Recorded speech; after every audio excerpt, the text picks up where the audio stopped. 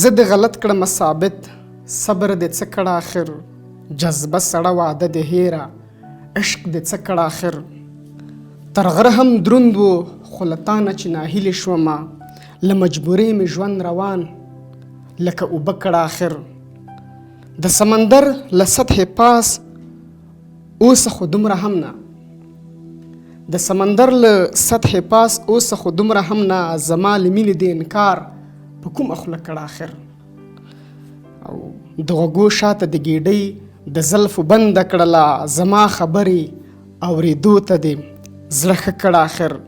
پوښتنه مه کوه چې څنګه دی او څنګه نه دی، پوښتنه مه کوه چې څنګه دی او څنګه نه دی، دغه سړی خو دې نری تر خپل ویښته کړه آخر. پوښتنه مه کوه چې څنګه دی او څنګه نه دی، دغه سړی خو دې نری تر خپل ویښته کړه آخر. چاته دې ویلي و خبر شوم چې حمیم خو زما، چاته دې ویلي و خبر شوم چې حمیم خو زما، د تودې غېږې حرارت لکه سکاره کړه آخر، د تودې غېږې حرارت لکه سکاره کړه آخر. د مشرانو جرګې ټلویزیون د ادبزار خپرونې قدرمنو لیدونکو سلامونه او نیکې هیلې مې منئ. الله دې وکړي چې ټول روغ او جوړ اوسئ. قدرمنو لیدونکو له نیکه مرغه نن سره یو ځل بیا په خپرونه کې ځوان لیکوال او ژباړن مېلمه دی. د خپرونې مېلمه مو لیکوال او ژباړن همایون نایل دی. نایل صاحب ستړی مه شئ، ادبزار ته بخیر راغلی. کور ودان ډېره مننه، خوشحاله شوم چې تاسو سره په کور ودان.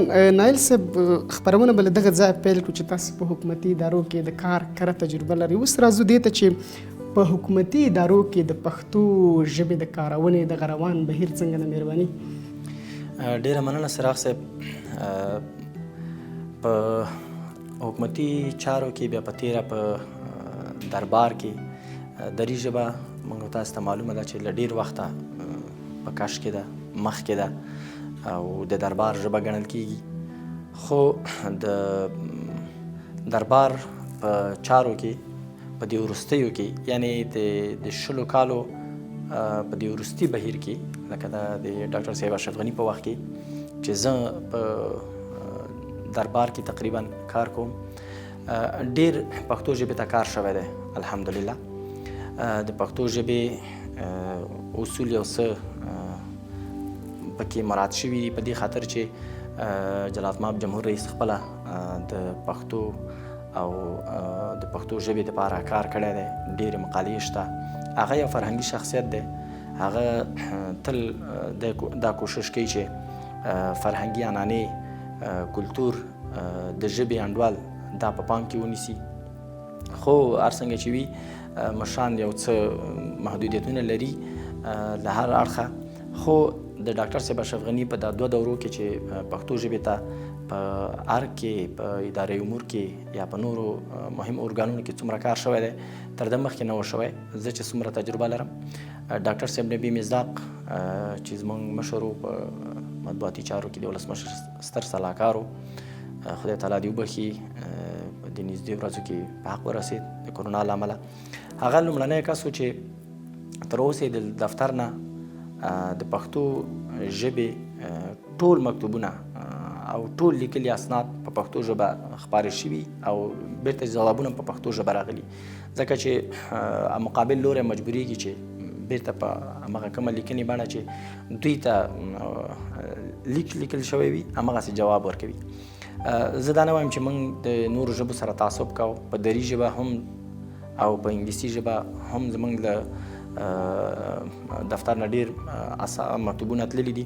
خو خبره دا ده چې په ملي ژبه چې دري ژبه او پښتو ژبه دواړه دي، نو په دواړو ژبو باندې د موږ دفتر کې لیکونه کته پورته شوي دي. خو انډول مو ځکه ساتلی دی چې په نورو اداراتو کې د پښتو ژبې حق تر پښو لاندې کېده، نو موږ کوشش کوو چې دغه د ادارې امور په نورو دفترو کې چې کوم هغه کېږي نواقص وي، هغه موږ تقریبا جبران کړو، بله چاره نه وه. نو موږ به اکثریت مکتوبونه، پیشنهادونه، وړاندیزونه او ټول لیکنې د موږ په پښتو ژبه وي. اوس خوشبختانه چې زمونږ د مشاوریت د رامنځته کېدو سره په ټولو اداراتو د ریاست جمهوري کې او په ادارې امور کې پښتو ژبه کې حتما مکتوبونه ښکته پورته کېږي. لومړۍ ورځو کې چې زه تللی وم دغه انډول نه ساتل کېده، ښایي همغه کومه ژبه چې حاکمه وه ډېره حاکمه وه هغه دري ژبه وه او موږ ته به خلکو ویلي چې تاسې مکتوب و پیشنهاد په دري ژبه نه ده لیږلی. خو موږ په مقرر غوښتنو سره او په مقرر ډول زموږ د مکتوبونو او د لیکنو استونو سره خلک مجبور شول چې اوس پښتو ژبې ته کار وشي او په هره اداره کې په هره شعبه کې اوس پښتو ژبه باندې مکتوبونه لیکل کېږي او دا موږ د خپل د دې مشاورت او په ټوله کې د ریاست جمهوري د اوسنۍ رهبرۍ لاسته راوړنه بولو.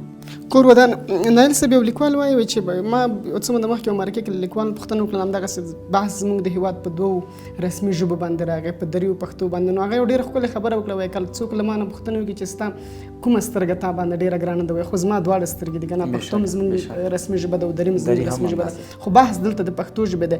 فکر نه کوئ چې د انګلیسي او د دري په پرتله باندې پښتو ته بیا هم هومره کار نه ده شوی لکه څومره چې باید نورو ته شوی ده؟ رښتیا هم پښتو ژبه ډېره وروسته پاتې ده، ځکه چې پښتانه تل ځپل شوي دي. بیا په تیره په افغانستان کې په لوی افغانستان کې لروبر پښتانه اوسه پورې په ډېرو محدودیتونو کې اوسیږي، ډېر امکانات پې بند دي، په جګړو کې دي، په بدبختیو کې ښکیل دي. البته د پښتنو خپله قصور نه دی بلکې دا دی چې دغه قوم ته په لوی لاس باندې دغسې یو زمینه برابریږي چې د سیمې هیوادونه یا نور استخباراتي شبکې دوی پکې کار وکړي او د دوی له هغه پښتني عنعناتو او کلتور څخه دوی استفاده وکړي، البته ناسمه استفاده. نو په دې خاطر باندې پښتانه له زده کړو وروسته پاتې دي، لیک لوست نه وروسته پاتې دي. او بله دا چې یو مهمه ځانګړنه چې نور ژبې لري او پښتو هم لري، د پښتو د نور سره توپیر دا دی چې انګلیسي ژبه هم ډېره اسانه ده، ډېره زر زده کېږي، دري هم اسانه ده، افعال کم دي، نور ګردانېدل ډېر کم دي. پښتو ژبه چې دا یو غني ژبه ده د روسي او د هسپانوي او د څو نورو ژبو په پرتله په ردیف کې ډېره غني ژبه ده، سخته ده خلکو ته. نو په دې خاطر خلک ځان نه په تکلیف کوي، یوازې اسانۍ ته ګوري. ډېر پښتانه دي چې سټیج ته ودرېږي، هغه ته ودرېږي په دې خاطر چې وایي زه خبرې ښه په راحت سره وکړم، دري وایي. دا د دوی نیمګړتیا ده. خبره دا ده چې پښتو ژبه که غني ده خو ډېره خوندوره ژبه ده. د افعالو ګردانېدلې د دې ژبې هغه د قیدونو او د ستاینومونو صفتونو د دې او ډلې دا ډېر خوندور دي. که څوک یو ځل په دې ژبه باندې پوه شي بیا ډېر خوند ورکوي. نو اوس په دغه دربار کې او یا بیا په ټول کې د حکومت په چوکاټ کې چې دا ژبه لږ وروسته پاتې ده، مهمه دا ده چې خلک یې اسانتیاوو ته ګوري او هغه نورې ژبې کاروي. د انګلیسي ژبه خو نړیواله ژبه ده، مګر دري چې په ملي ژبو کې راځي زمونږه لکه پښتو غوندې، نو خبره دا ده چې دوی ته کتابت ډېر شوی دی، په دربار کې ډېره کارول شوې ده، خلکو ته ډېر استول شوي دي. نو په دې خاطر باندې د پښتو ژبه اوس هم چې ووایو په ډېر لنډ وخت کې له کار ورته وشو. فقط د ډاکټر صاحب غني په دغه 2 دورو کې له کار ورته وشو. د دې نه مخکې ژبې ته بیخي کار نه کېده. اوسه پورې موږ د مورنۍ ژبې په خاطر باندې چغې وهو چې باید لږ تر لږه مورنۍ ژبه په ښوونځیو کې د کوچنیانو دپاره مراعات شي چې زده کړې په اسانۍ سره وکولی شي. هماغه هم لا پاتې دي. کور ودان نایل صاحب راځم دې ته چې د پښتو او د دري ژبې په حکومتي ادارو کې د دغو دواړو لیکوالانو ترمنځ څومره همغږي ده او دوی سره په ګډه باندې د خپلو ژبو د رسمي ژبو لپاره څومره کار کوي. ممکن ځینې آثار به ځینې شیان به چې له پښتو نه به دري ته ژباړل کېږي، ځینې شیان به له دري نه به پښتو ته ژباړل کېږي. دلته څومره همغږي موجوده ده؟ په اوس وختو کې په دغه وروستیو کلونو کې چې دا زه په دې اداره کې کار کوم، تقریبا زما 2 کاله شول دلته زه کار کوم، زما د سترګو لیدلی حال داسې دی چې په اوس وختو کې د پښتو ژبې دپاره پرته له دې چې ژباړه وشي ډېر اثار پکې ولیکل شول او د شخصا جلالت مآب جمهور رئیس د ده ملاتړ کوي. لکه موږ تاسې د نابغه خوشحال سیمینار وګورو، ډېر اثار پکې چاپ شول. د شپون صاحب په سیمینار کې ډېر کتابونه چاپ شول. د په نږدې راتلونکو څو ورځو کې به چې د قرنطین مسله که نه وای، په همدې میاشت کې ممکن د پاچا خان سیمینار جوړ شوی وای چې هغه هم د قرنطین له امله وځنډېده. دې ټولو کې فقط دې ته هم زمینه برابرېږي سره له دې چې د زموږ د کدرونو او د نابغهګانو یا د موږ باباګانو او هغه مبارزینو درناوی وشي، درنښت یې ادا شي. د دې ترڅنګ پښتو ژبې ته ډېر کار کېږي، ځکه په پښتو کې ډېر اثار پرې لیکل کېږي. نه یوازې په پښتو کې دري ژبې هم په دوی باندې لیکنې کوي، ځکه دا داسې یو شخصیتونه وو لکه د مای چې نومونه واخیستل چې دا نړۍ ته هویدا دي، ښکاره دي او په ده باندې نه یوازې پښتانه لیکنې کوي بلکې اړتیا ده چې دري ژبې او نورو ژبو والا انګلیسي او نور هم پرې لیکنې وکړي. نو په دغه مرحله کې چې زه دلته یم، دلته پښتو ته ډېر کار وشو، ډېر کتابونه ولیکل شول. حتی چې په نورو حکومتو کې به یو اثر هم موږ شاهدان نه وو، خو په بېلابېلو نومونو لکه د ارګ، فقط د ارګ د ماڼیو راخیستل چې سهار صاحب کتاب لیکلی، دا هم خپله یو زمینه سازي شوه. اوس د رئیس جمهور ویناوې چې دي دا ټولې په پښتو دري ژبه باندې راخیستل کېږي. په داسې حال کې چې موږ ټولې جریدې او حکومتي مسودې دا شیان وګورو، په ټولو کې یوازې دري ژبه وه. پښتو به مو په خو معیاري به نه وه، لیکل کېدله به خو به تش په پښتو به وه، هغه موخه او هدف به هم ترې نه ترلاسه کېده. اما اوس په سیستماتیک ډول ښه داسې په شعوري ډول او ښه په معیاري ډول ورته کار کېږي. هلته څو دفترونه چې ډېر زه باید یادونه وکړم او د یادونې وړ ده، د استاد لال پاچا ازمون دفتر، د استاد اسدالله غضنفر چې په رئیس جمهور ته ډېر نږدې دی، ډېر کار کوي پښتو ژبې ته. همداسې د وحید عمر دفتر، د ډاکټر صاحب نبي مصداق دفتر او د مینه صاحب، دوی ټول حتما د جمهور رئیس په هدایت باندې یو ډول نه یو ډول پښتو ژبې ته کار کوي. نو زه ډېر خوشحاله یم او ډېر خوشبین یم چې انشاءالله اوس پښتو ژبې ته ډېر کار شوی دی. کورودان داسې ویل کېږي چې په حکومتي ادارو کې په هغو بستونو کې چې باید مسلکي کسان ګمارل شوي وای او د ادبیاتو لپاره کار وکړي، داسې نه دي.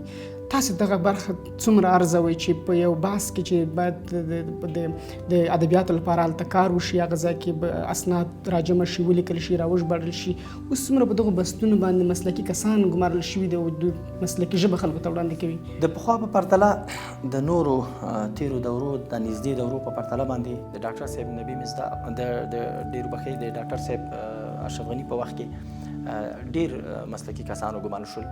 استاد اسدالله غضنفر چې د ولسمشر ارشد سلاکار دی فرهنګي، هغه ټولې پیغامونه او ټولې هغه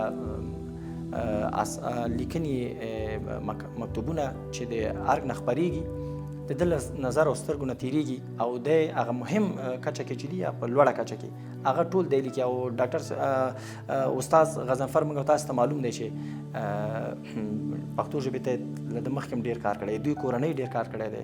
د استاد صدیق الله پسرلي کورنۍ ډېر کار کړی دی. نو غضنفر صاحب بیا په څنګ کې ازمون صاحب چې فقط همدې ته کار ویلی دی، یعنې د نورو کارو تر څنګ مهم کار چې دی همدا دی چې د پښتو ژبې دپاره هر ځای کې چې وي، یعنې یوازې په ادارې امورو ریاست جمهوري کې نه بلکې په ولایتونو کې دوی زمینه دې ته برابروي چې خلک اثار ولیکي او دوی حکومتي ملاتړ وکړي. نو دا غټه خبره ده. اوس چې دی د ادبیاتو، تاسو ویلي چې د ادبیاتو په بس باندې یعنې مسلکي کسان چې ګمارل شوي وي، علوم اکاډمۍ شته. علوم اکاډمي ټول هغه کتابونه چې چاپ کېږي په پښتو ژبه یا په نورو ژبو باندې، د هغوی معیار، د هغوی هغه ارزښت چې کوم یو دی په کومه سترګه باید ورته وکتل شي، څومره ارزښت ورکړل شي، څومره اړتیاوې پوره شي، هغه ټول د علومو اکاډمۍ کار دی او جلالت مآب جمهور رئیس ورته پوره صلاحیت ورکړی دی. اوس مهمه دا ده چې یو بورډ جوړېږي. نایل صاحب همدغه خبره ته مو د بورډ خبر په همدغه ځای کې څنګه مو خوښه ده، ولنډه شانده ما ورته بیرته به راوګرځم. قدرمنو لیدونکو ورځو لنډه شاندمه لرو له دمې نه وروسته بیا هم موږ له تاسو سره یو ملتیا مو غواړو.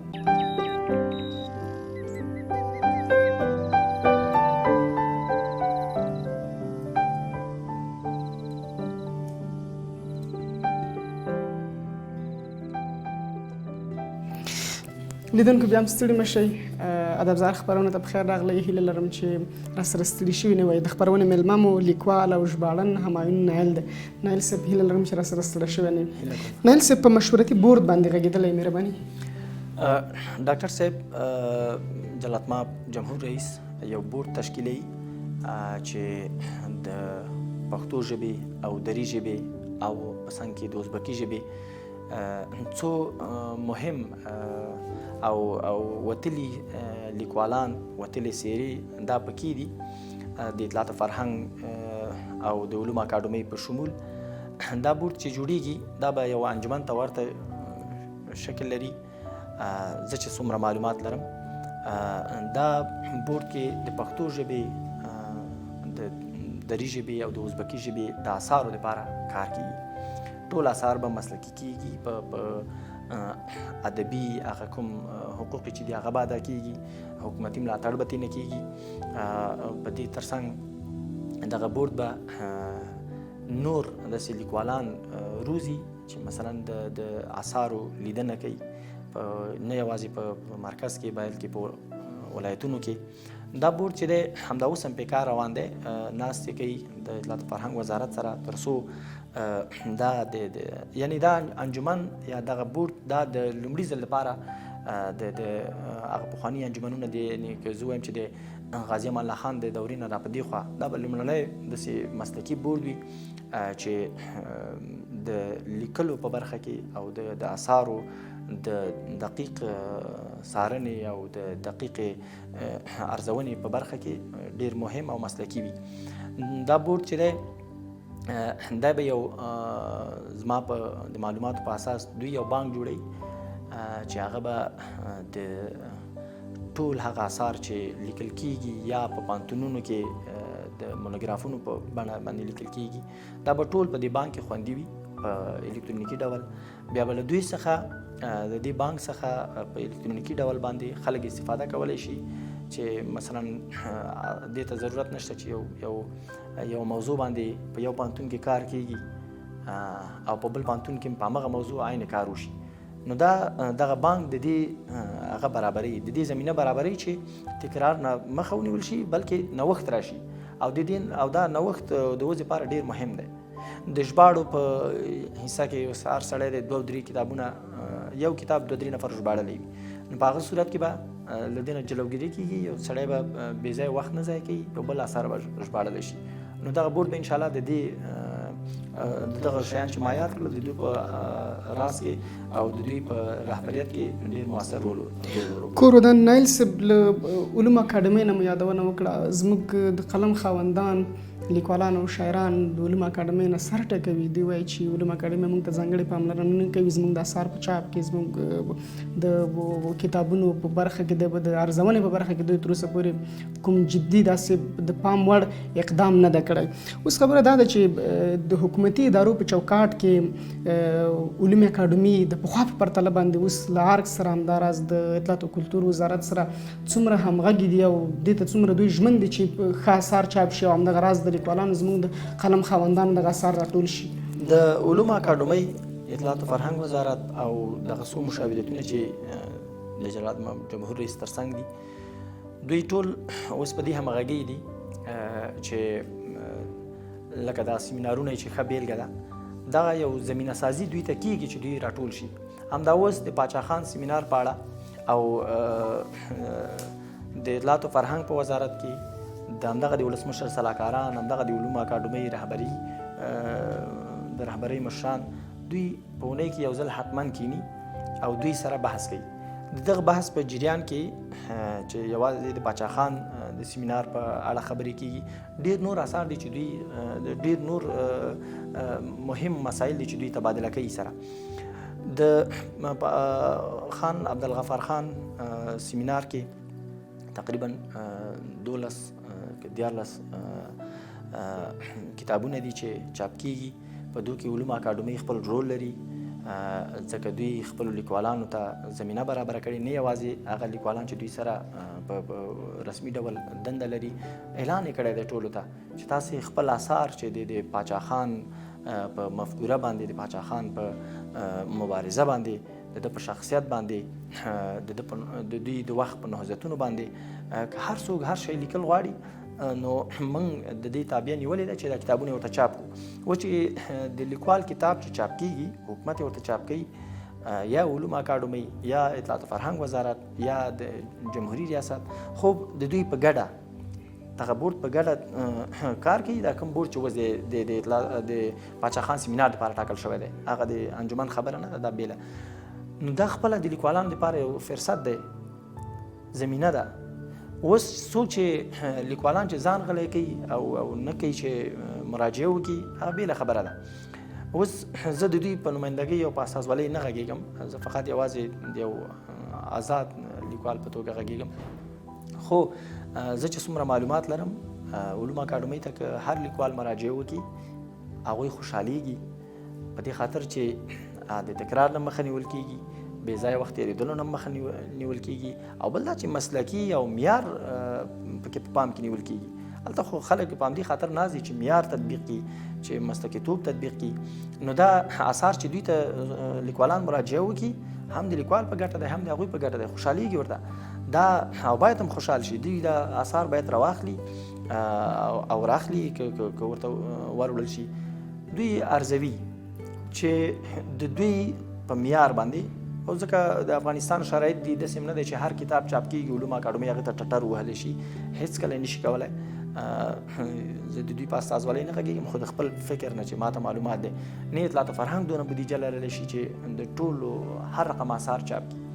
اثار چې د دوی د علوم اکاډمۍ لپاره مهم دي، مثلا مسلکي کتابونه دي، علمي کتابونه دي، چې باید د ټولنې او د پښتو ژبې یا د نورو ژبو رسمي ژبو د معیار لپاره اوږه ورکوي دوی ته، دوی هغه ته ټټر وهي، حتما یې ورته ژباړي. همدا اوس د ولسمشر د سلاکار استاد زرین انځور دوه اثار دي چې چاپ ته آماده دي، علوم اکاډمۍ ورته چاپ کوي، چې هغه په پخوانیو ناولونو کې یو جنجال و چې اولینی یا لومړني ناولونه کم ول. اوس د باندې انځور صاحب کار وکړ، علوم اکاډمۍ چاپ کوي، په دې خاطر چې په دوی کې یو ګونګسه وه، د نظر اختلاف و، هغه اختلاف حل شو. د وڅېړل چې کوم لومړنی ناول دی، کوم دویم ناول دی په پښتو ژبه کې، نو دا خو د علوم اکاډمۍ لپاره غټ کار دی، نو هغه حتما دې ته اوږه وهي. که بل هر سړی دغه رقم کتابونه لري، علوم اکاډمۍ هېڅ چا ته هغه نه وایي، هېڅ چا ته نه وایي چې ستا کتاب یا اثار نه چاپ کوم، فقط دونه دی چې هغه معیار به ګوري، که په ټول برابر و د همغه معیار په اساس به چاپېږي. بیا به کور ودان نایل صاحب، عمومي بحث ته راګرځو چې په دې وروستیو کلونو کې د ځوانانو پر مټ باندې پښتو ادبیاتو ته څومره کار شوی دی، دغه کار تاسو څنګه ارزوئ؟ خوشبختانه چې سوشل میډیا تر بل هر چا او تر بل هرې لارې ډېر کار کړی دی د پښتو ژبې په معیاري کېدو کې. زه دا ځینې پیجونه وینم، 2-3 لغتونه اندک شی دي، اما چې روایي چې دغه 2-3 لغتونه د زرهاو خلکو په ذهن کې هغه اصلي بڼه، هغه سمه بڼه اختیاري، ځکه چې پوهېږي خلک پې بحث کوي، لاندې کومنټونه چې وګوري بحث پې کېږي، او هغه لیکلیزه بڼه او هغه هره بڼه خلکو ته جوتېږي. ډېرې بېلګې دي چې موږ په ده نه پوهېږو چې دا دري لغت دی، دا پښتو دی، دا عربي دی، انګلیسي دی، یا که بلې ژبې نه راغلی دی، او یا په کومې لهجې پورې تړلې ده. دا اوس د سوشل میډیا ډېر ښه راغلي، نو ځوانان دې ته ډېر کار کوي. د ځوانانو کار اوس دپاره فوق العاده ښه دی، خو منتها خبره دا ده چې دوی دپاره باید سیمینارونه جوړ شي. که سیمینارونه جوړ شي، مثلا د پښتو ادبیاتو هغه مجرب استادان هغوی ورته تدریس ورکړي، او ډېر هغه لږ اندک شی که دوی ته ورسېږي، دوی ډېر زر تیتولی شي په رسنیو کې، او هغه ډېر زر بدلون راولي. اوس داسې خلک دي په اردو کې عسکر دی، نه ادبیات لوستي، نه مکتب شاید پوره لوستلی وي، اما لیکنې ته چې ګورې سم صحیح لیکل کوي، یاګانې مراته واوونه مراته نور کوم شیان چې هغه لغتونه چې داسې وګوري هماغه کره ژبه پکې وکاروئ. د کومک په ځای مرسته ولیکه، مثلا د خاص په ځای ځانګړی ولیکه. دا شیان دا ټول د پښتو د سوشل میډیا له لارې هغوی ته رسېدلي دي. نو خبره دا ده چې اوس که هر څه دوی غواړي چې عاجل پکې بدلون راشي، دوی د سیمینار په توګه داسې د فیسبوک هغه مسلکي کسان لږ وروزي، هغه مطرح کسان وروزي او هغوی نشر کړي، ډېر زر بدلون راځي. نو زه ورته اوس ډېر خوشبینه یم. کور ودان د اوسنۍ لیکوالۍ که نیمګړتیاو ښېګڼو ته راشو چې کومې نیمګړتیاوې او همداراز کومې ښېګڼې لري؟ اوسنۍ لیکوالي بدبختانه چې نیمګړتیاوې لري، هغه رقم چې لازمه ده کار ورته نه دی شوی. اوس همدا اوس د پښتو ژبې په معیار کې اختلاف دی. ځینې خلک قندارۍ لهجه معیاري بولي، ځینې مرکزي. خو مرکزي ژبه په دې خاطر معیاري ده چې د پښتنو د لر او بر پښتنو اکثریت برخه پې هغه کوي، لیک لوست پې کوي او مراتبي او ټول ته معلومه شوې ده. اوس یو څو محدود کسان، یو څو محدود لیکوالان چې هغوی د پښتو ژبې په هغه یو تاریخي برخه یو برخه باندې ډیر تمرکز کوي، هغه د قنداري لهجې پورې هغه کوي. اوس په همدغه معیاري لهجه کې هم د موږ د مجربو استادانو هغه د وتلو څیرو اختلاف دی.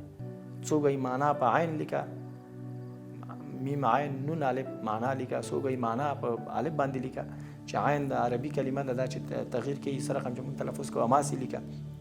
ځینې خلک بیا په دې هغه دي چې مثلا یو اثر چې لیکي لکه زیات وخت په دې داستان او ناول کې چې دا ډېر ښه په روانه ژبه لیکلی. دغه لهجوي ستونزې، دغه لهجوي اختلافات دا د یوې ژبې لپاره څومره په تاوان تمامېدلی شي؟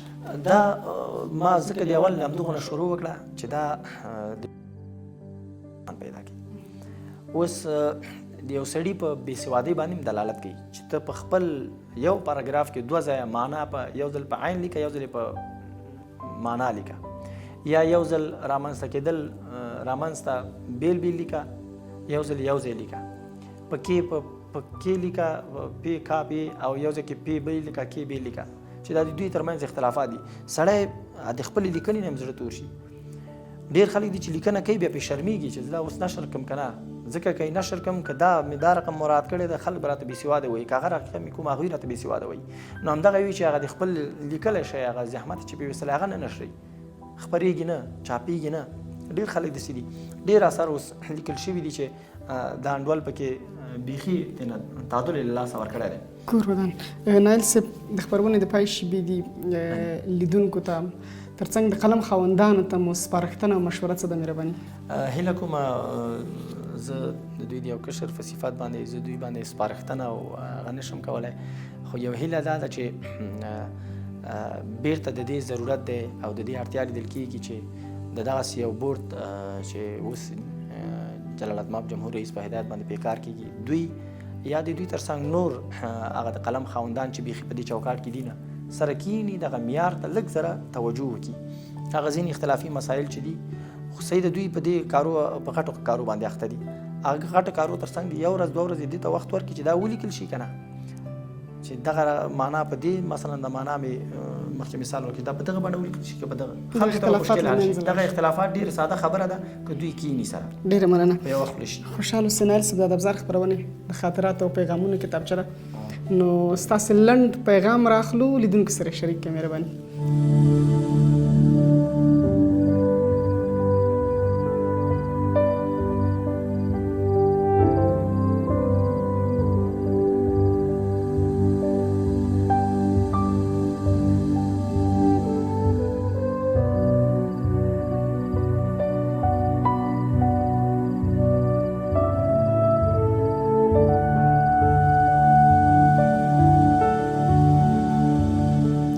مهرباني نایل صاحب، دا به چې څه لیکلي د لیدونکو سره شریک کړئ مهرباني. دلته مې ولیکل چې دغه پوهنیزه، فرهنګي او ادبي د غښتلتیا لپاره مهمه خپرونه ده، دا به زه هېڅکله نه هېروم. داسې خپرونې خورا ګټوري او لازمي دي. ډېر زیاته مننه. نایل صاحب چې ادبزار خپرونې ته راغلی او موږ ته مو خپل وخت راکړ، خوشحاله اوسئ.